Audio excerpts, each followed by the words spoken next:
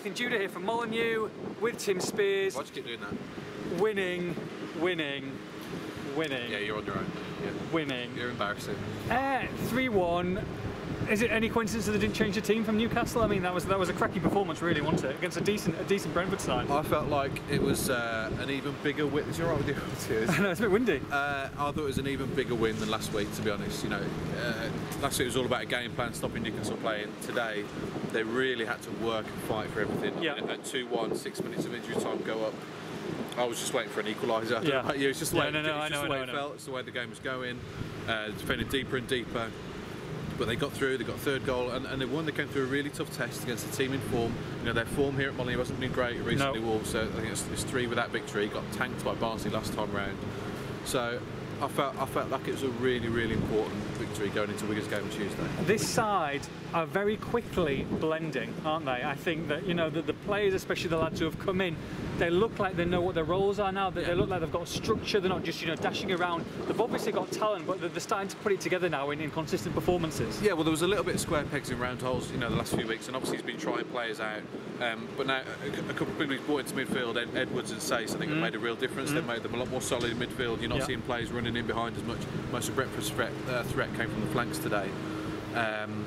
So they do look more solid as a unit. They do look like they have got more of a coherent game plan. It's not just chucking players in and seeing how it works, which, you know, you'd expect now after a few weeks. I think he's getting to know his players better.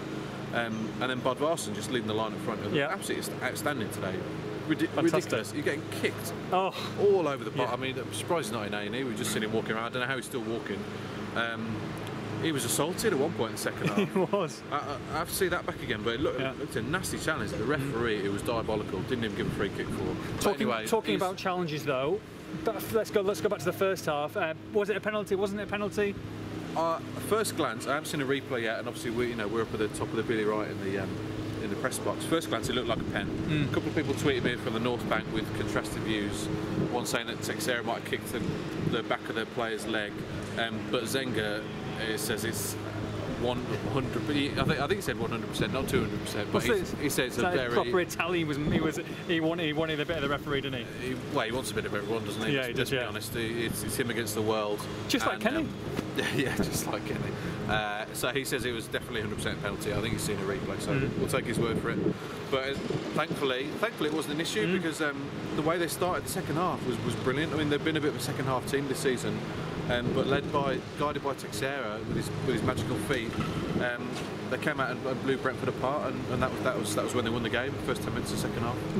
That first goal was gorgeous. Once it cost Teixeira, I mean, it was beautiful. I mean, he took his time, didn't panic, and a beautiful finish. He was threatening it in the first half as well. Actually, he was looking on top of his game today for the first time since I think the Reading home game. He's had a bit of an iffy few weeks. Because even he was probably the one who dipped slightly at Newcastle, if there was anyone. I mean, it was a decent performance, but he was obviously head and shoulders today. Worked hard, but lacked the quality and end product at Newcastle. But today was a completely different story. He just looked on it from the first whistle. Brentford didn't know how to defend against him. They were scared of him. His football was exceptional. He was still working hard and running them as well. And yeah, the touch for the goal is just brilliant. It's great work from Costa. The two of them kind of dovetail really well today.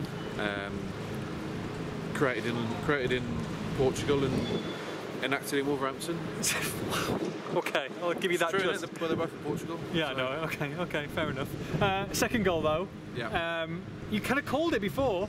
You're like, come on, something's going to happen. Okay, maybe we didn't see it go. You know, missing everyone and going in, but you see so many of those goals these days. Wolves' corners were pretty poor today. Teixeira took a couple of Costa's up, but the free kicks were on the money for the most part. It was just perfect delivery. It's in that corridor of uncertainty, as they call it. You know, just begging for a touch. He didn't get one, and it goes in the corner. And if someone hadn't had a run of games yet, you know, your record signing, come off the bench and score. I mean, great for confidence, just perfect, really. Yeah, we just spoke to him actually. Really nice guy. You know, loving playing here, loving. Says there's no pressure on him. You know, the fact the transfer fee, etc. But he says, I asked him what the message from Zenga's been as to why he hasn't been starting, and he says mostly down to his defensive work. He needs to defend better. He says here in England they just run some more. You know, it's difficult. It's different to the way he's been used to in Portugal. But yeah, great composure for the goal. Brilliant work from Bodvarsson as well, who nearly got taken out, nearly got split in two by challenge as he walked the ball again. So yeah, it was just what they needed, because Brentford for about 10-15 minutes before that goal were really chucking on the pressure and also looking really nervous in possession. I think that's why it's so important to get it over the line, because this could easily gone the other way today. And I'm sure now he'd be pleased for the players to get a week's rest before Norwich have been playing it seems like every other Tuesday night, Wednesday night. Now they've got 7 days before Norwich home. And, so what are you doing on Tuesday night? Oh yeah, oh no, they're playing Wigan, aren't they? It's completely ruined it, haven't you? Oh no, we'll go with it, it's fine. Yeah, it's been a long, I've got to get across to Villa Park in a bit. So what's your point? Well, I'm just saying that maybe they've got a quick turnaround before Wigan on Tuesday night. Yes, they have, yeah. They do have a quick turnaround. Well, let's go with that. Zenga's already looking at Tuesday's game, as he's just said. Wigan not made a great start to the season. I don't know how they got on today, to be fair, but they're not made a great start to the season. But they're a good team. They've got Adam Lafondra and Nathan Byrne in their lineup, so you know that's 2 goals already that they're going to score. So, but Wolves go full of confidence. You know, league-wise, that's two big wins on the spin. 5 goals against Newcastle and Brentford, and they're up to 8th now in the table. Playoffs in their sights. If he's kind of picking a similar team, this is where you start to get the momentum now. The international break already looking like it might come at a bad time, because things are just starting to click now. Yeah. Like I said, the introduction of Sace has made a real difference. Costa settling down has made a real difference now as well. And Borthwick Jackson slotting in comfortably at left back. Iorf has been looking decent at centre half as well. So I think things are starting to come together. So it's great. Position in the table now at the moment. Yeah, where are we? 8th as we speak. So you know, just on that. The crux of that playoffs, where they want to be really at the end of the season. On the cusp. You're a shocker. On the crux. Yeah. I think they're level on points with 6th place, last I checked. So yeah, but Zenga, again, going back to what he just said, he said he's not going to look at the table until December.